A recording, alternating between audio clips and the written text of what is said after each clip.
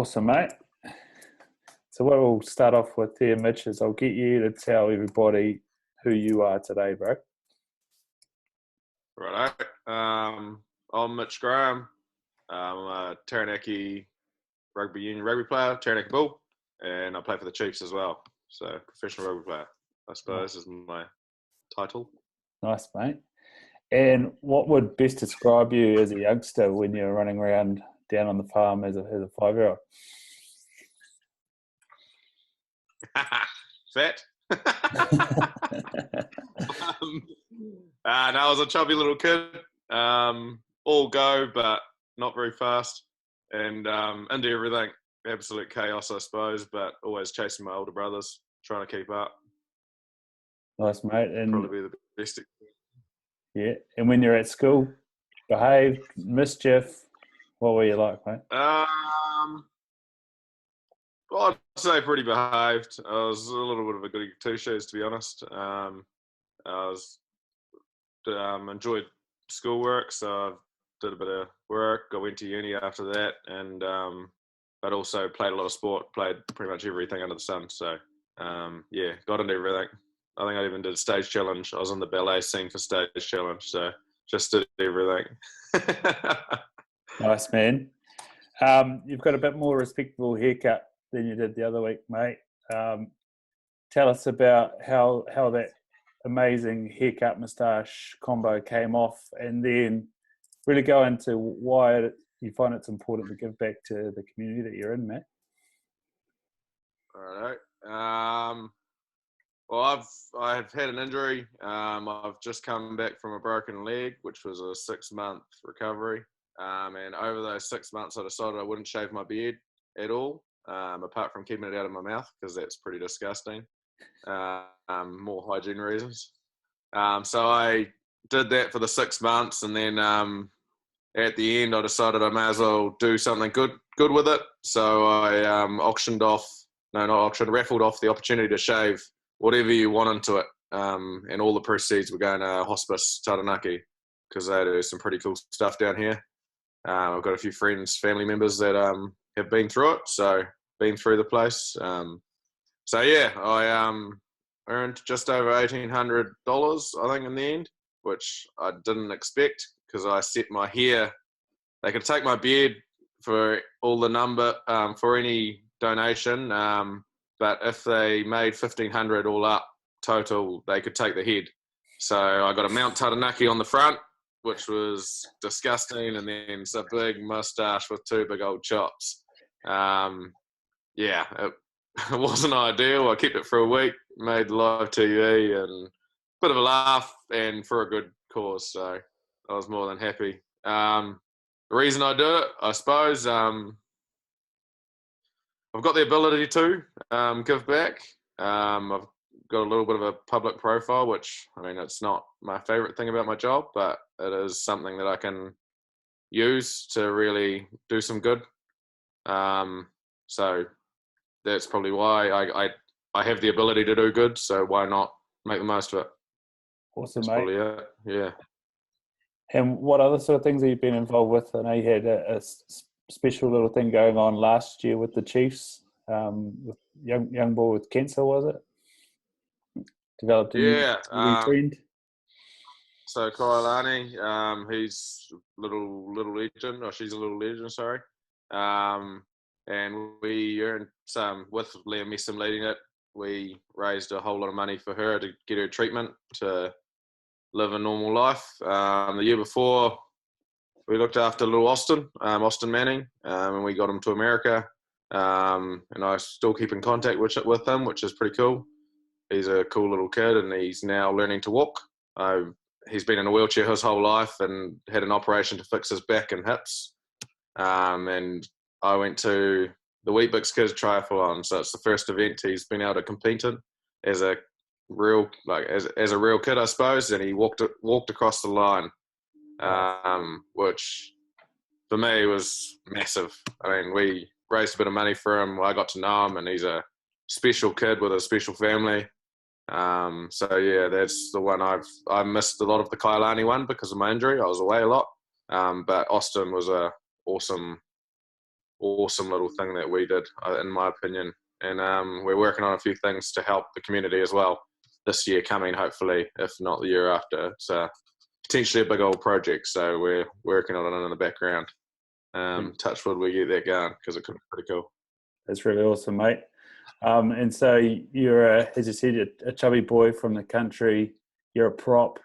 How do you deal with the fact that some people might see that as a cliche, where actually deep down inside you're a university graduate, you're a smart bloke with a massive heart looking to help people out? How do you sort of break down that facade of you're a big strong lad who pushes scrums around? I'm not too bothered by it, to be honest. I just do what I do. Rugby is an awesome career, and I absolutely love playing rugby. But it's not all of me. I do have I do have a life outside of it, and I'm working quite hard on a few other things as well. So there's definitely a little bit of that, but I don't let it affect me. I just do me, I suppose, and keep chugging along, and keep half of that hidden, to be honest. Nice, mate. So I remember a conversation. You went down to Canterbury to study engineering and business. Is that right? Yep. Yeah, and you sort of said your first couple of years rugby was, as you've been at school, all about fun. But like most New Zealand boys, you all have that dream to play professional rugby. What was the little switch for you, mate, that took you from a uni student playing rugby to a rugby player doing uni?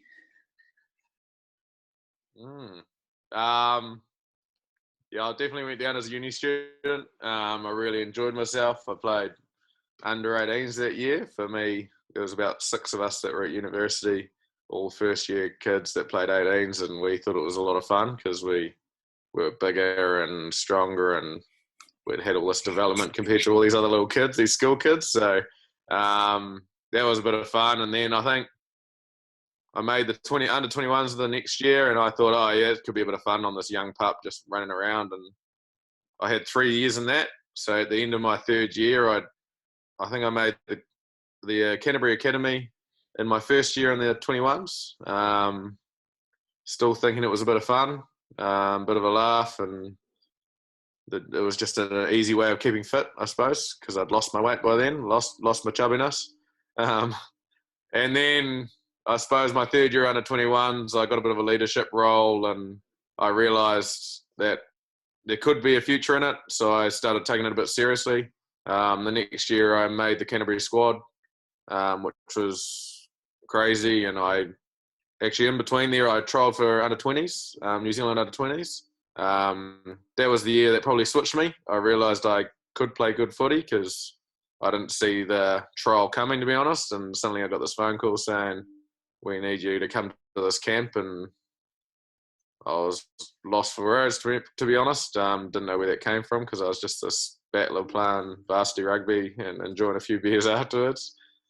So yeah, that year was the earthquake year down there. So I reduced my uni. I had a year off engineering and concentrated on the economics that year. So that was probably the first year I really took rugby seriously, because I'd actually made the call to reduce my uni hours so I could be a rugby player. The earthquake half helped with that decision because of the chaos and life being a mess, I suppose. It made it easier. Harder to do uni, so easy to make this decision. And then from there on, it kind of just took off a little bit. I made the Canterbury squad, didn't play much footy. I did a lot of training. So I made a bit of a call at the end of that year and said, things aren't going awesome for me. It might be time I leave uni and go get a job and get into the real world and get some experience on that if rugby wasn't going to work out for me. So I moved to the little old Naki, got an engineering job and loved it. And then 6 months later, I was playing for Taranaki, and we played in an awesome team that year and won the comp. And then 2 months later, I retired not retired, but quit my job, and I was a full-time rugby player. So it was a bit of a whirlwind little journey, I suppose. I got some pretty awesome advice from some close, I suppose, supporters of mine. I talked to Wayne Smith and a guy, Hadley Parks, who's played for a few teams like Auckland and Canterbury. He was down at Canterbury too. He did the same thing, moved home to Manawatu. And they really supported me through my decision, because it was a big decision ripping a contract up to go and get a job and chance my arm in a new region that I'd never been to. So yeah, it was a bit random, but now I'm home in Taranaki. Absolutely love it here and wouldn't play for anyone else, to be honest. Not even the Staggies. No, probably a wise choice, mate. Martin McKenzie might agree with you as well. Yeah, absolutely. We talked to a lot of people about sports, teaching them heaps about life and discipline and things, but what do you think university taught you for rugby?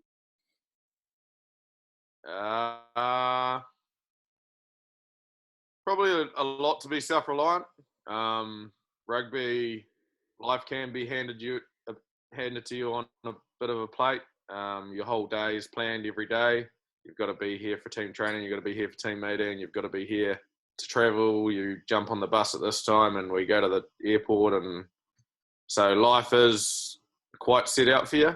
But uni taught me that, I wasn't a big fan of lectures, so I didn't go to many of them. I think, in my last 2 years, I hit 12 lectures.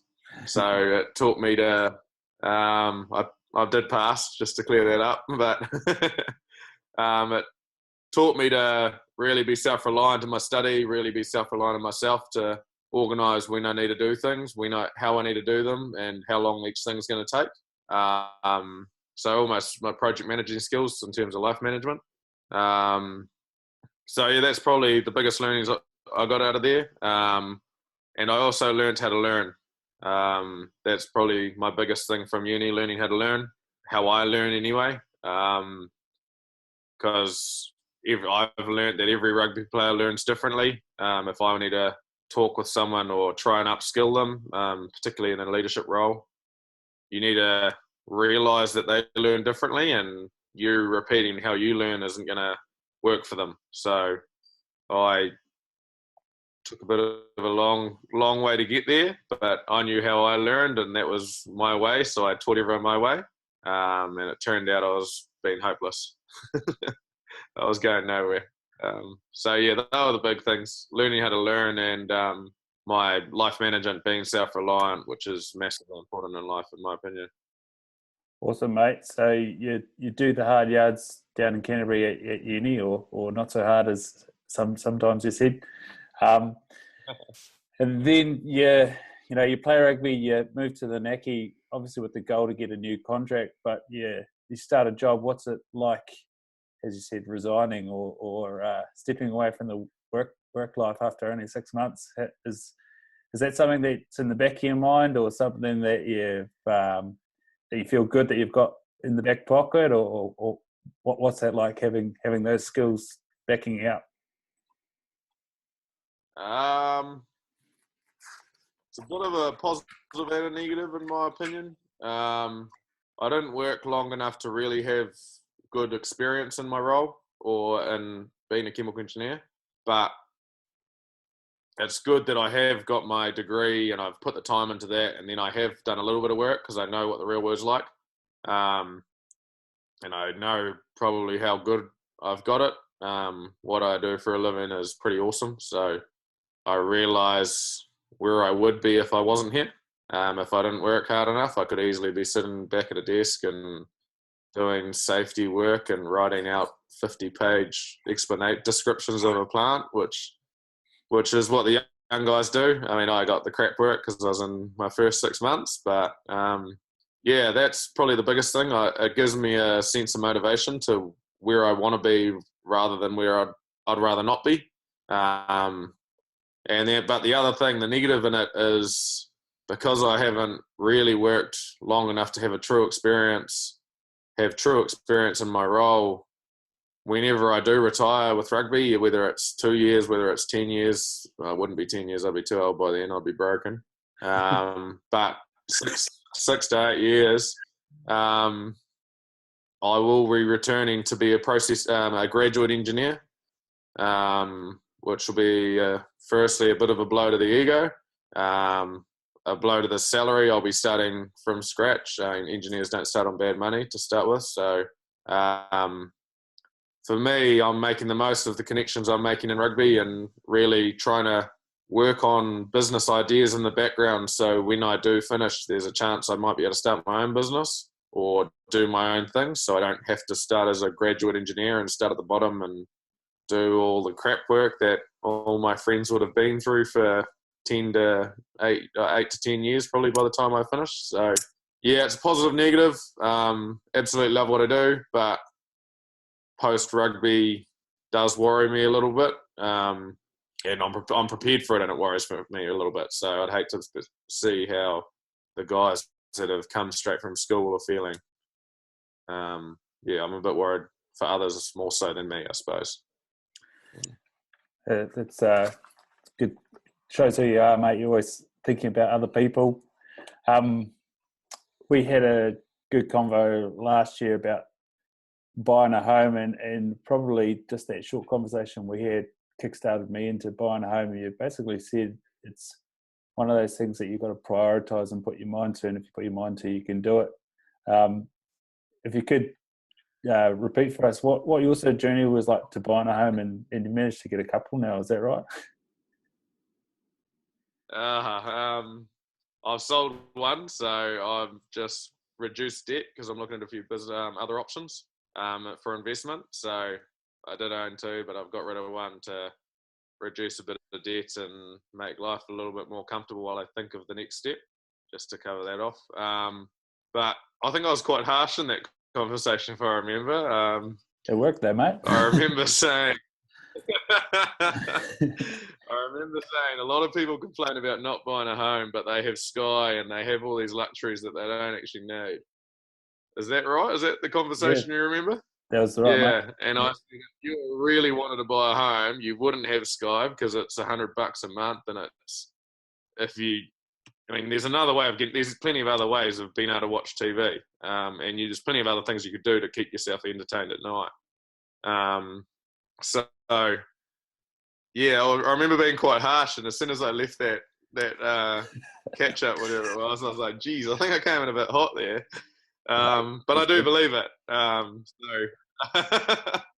So for me, prioritizing buying a home, for me, I didn't have the tightest lifestyle alive. I was going to say something that could be quite bad. I wasn't the biggest Scrooge around. I enjoyed my nights. If I went to town, I didn't not buy drinks. I enjoyed my night, but all those days, I don't go out and buy coffees because I don't like coffee, which helps. I don't go and buy lunches. I try to reduce the amount of meals I buy out as much as possible. I eat leftovers. I do all that sort of stuff. So, it's just the little things do add up to be a lot. I live too far to walk to work, but walking to work and biking to work does save a lot of money.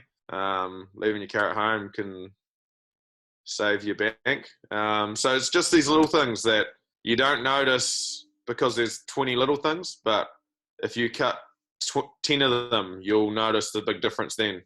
So it's where you can save those little dollars can mean, if you're prioritizing what you want, and that's a house, that can be a deposit very quickly, rather than, particularly Sky I bring up a lot because it costs so much, and I haven't had it in a few years now, and I haven't missed it.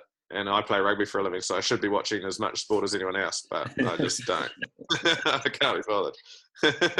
No, mate.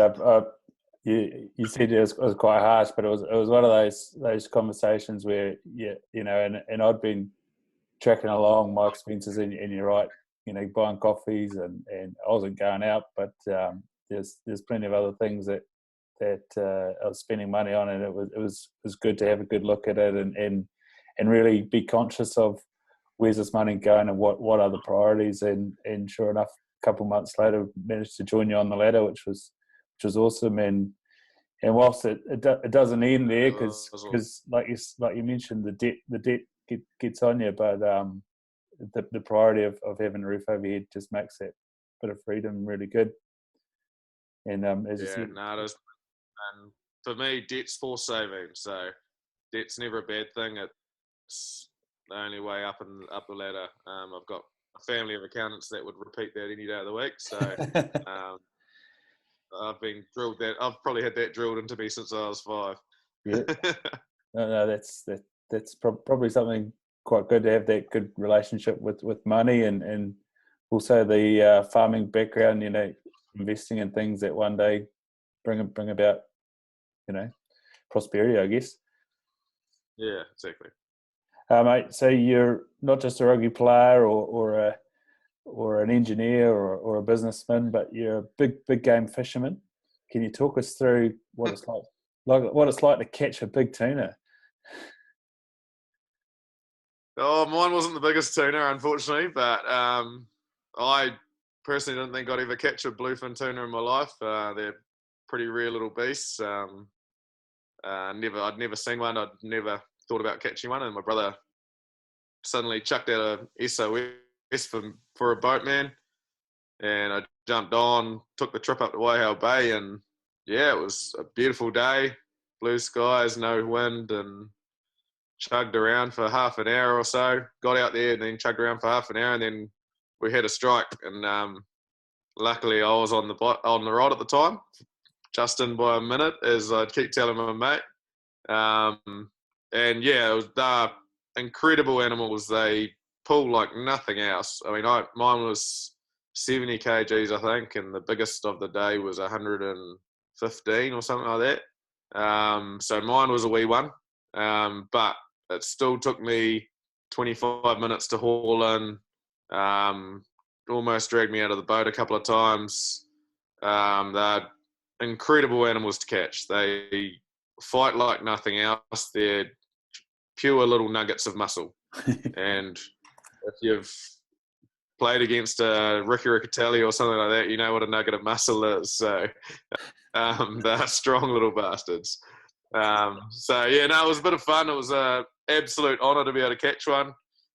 We drove it home that night, and within about 6 hours of getting it on the boat, we were eating it, which I think would probably be as fresh a tuna as I've ever eaten by a long way. And geez, it was tasty. It's probably the best thing of it all. I got to cut it up too, which was actually quite difficult. I didn't see it coming, but yeah, it's a difficult job. There's a lot of meat on those things. I think we got, between the two of us, me and my brother caught one each, and between it we got just over 100 kgs of meat. So yeah, it was pretty special. Very special. On nuggets of muscle and animals that fight like nothing, what would be your spirit animal and why? Polar bear. Definitely a polar bear. I'll probably make up a little bit of this why from now, but they've always been my favourite animal. They're a little bit isolated, I suppose. I like my space and I'm a bit independent. But they're big white things as well, and I'm a pretty big white boy, so it probably suits me quite well, to be honest. Nice, mate. Yeah. Do you have a daily routine or a pre-match routine, and why do you do those things?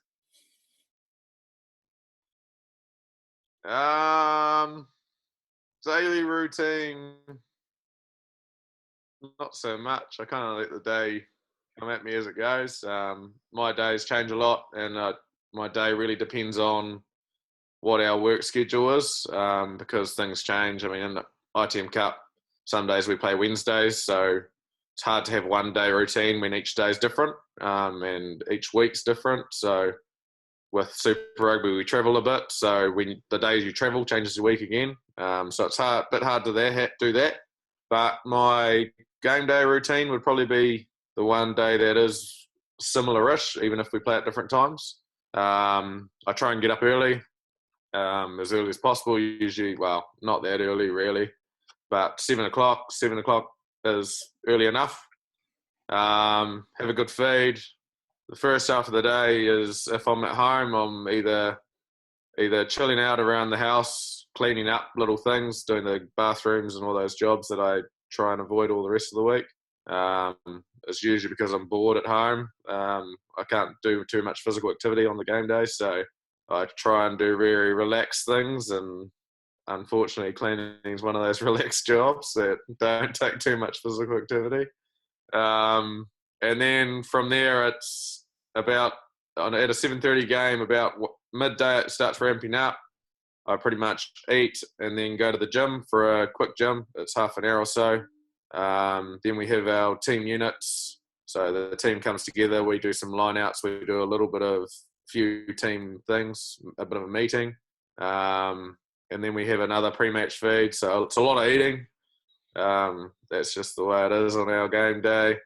And then I get strapped. I go home, have a quick nap, and then come straight back in. So I've got pretty much between the last meal and being back in, it's about 2.5 hours. So I get strapped, go home, have a half-hour nap, have a shower, pack my bag, and get straight back in.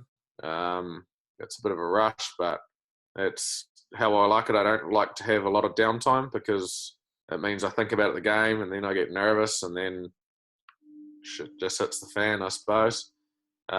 So being rushed and being off my feet and not having time to think is perfect for me. I like to leave everything to the last minute, so I don't have time to think. So I don't do anything rugby-wise up until 2:30 probably. I start ramping into it from 12, but 2:30 it just goes bang, bang, bang. And then I'm on the bus. We go to the stadium wherever we are, and then it's all go from then. And then after the game, depending on our thing, it's a few beers or no beers and hang out with the team. Usually I try and hang out with the team or family. If I've got family around, I like to catch up with them. But usually because I'm full of caffeine and wired up on adrenaline and all that sort of stuff, I don't usually get to bed until about 2:30, alcohol or no alcohol. So, yeah, it's a long day. I'm usually up at 7 and down at 2:30 in the morning. So I'm pretty shattered the next day, and so it all starts again. On Sunday, you really start the next week rather than having a day off. You've either got travel or recovery, and generally 2 to 3 hours of recovery and computer work and preparing for day one. So it's not a real schedule, I suppose, but I've got certain things that I like to do at certain times, and that day is the most important day of my week. So it's really important I nail those things for me. Yeah.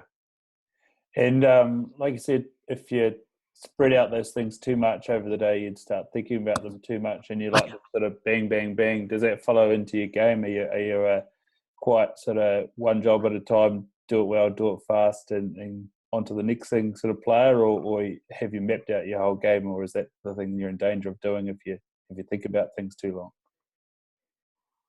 I don't know about that do it fast thing. I don't think I've ever done that.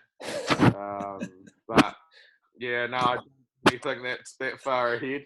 I'm a leader in the Taranaki team this year, so I do have to have a bit of a plan. It's more of a broad picture though, because I know nothing's going to go my way if I have a perfect plan. That's just how my mind thinks. If I see a plan, I know I figure out how to break the plan before I try and fix it. Yeah. Yeah, it's just more. I've got bailout options. Yeah. So if something's going wrong, I have a solution for everything that goes. I try and have a solution for everything that could go wrong. Or if we're under pressure here, this is how I'd fix it. So as a leader, I don't really have a plan, but I've got a lot of solutions in my mind. For if things are about to go badly, there's always a fix somewhere, and it's just a matter of finding which one it is and having a lot of them in my head so I can pull one out of the box as soon as I can. So no plan, do my job, do it as best as I can, and when we've got a bit of time off, have a breath and have a think of how things are going and how we can fix the things that are going badly. Probably my experience. Probably how I take life too. I don't end goal, but I don't have a plan of how to get there. I'll jump over things, go left, right, go around something, and there's obstacles everywhere. So you can never really prescribe how you're going to do something. You've just got to get it done, really, in my mind. Awesome, man.